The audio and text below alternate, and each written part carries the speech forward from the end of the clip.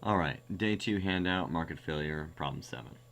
A residential community has 100 residents who are concerned about security. The accompanying tables gives the total cost of hiring a 24-hour security service, as well as each individual resident's total benefit. Explain why the security service is a public good for the residents of the community. So basically, you need to ask, are these services excludable or non-excludable? Are they rival or non-rival? Explain why and how it makes it a public good. Alright, B. Calculate the marginal cost, the individual marginal benefit for each resident, and the marginal social benefit. So this is much like all the tables we've done throughout this course.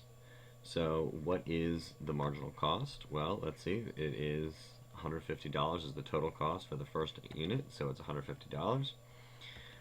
Individual marginal benefit, well, for each person, the value is 10. And the marginal social benefit, well, there are 100 residents, and 100 times 10 is $1,000. And so then we can move on to what is the marginal cost of the second, and the third, and the fourth. And then, as we can see, the total benefit of each resident changes. But the rest of it's just math. I think you guys can handle it. Alright, C. If an individual resident were to decide about hiring and paying for security guards on his or her own, how many guards would that resident hire? This problem for C is still using the information from the table.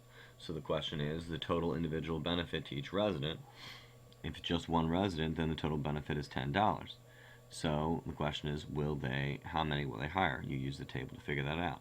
If the residents act together, how many security guards will they hire? Now that is assuming that all 100 residents are doing it, and at that point you can again figure out using the table how many they would hire, because the marginal social benefit has to be higher than the marginal cost.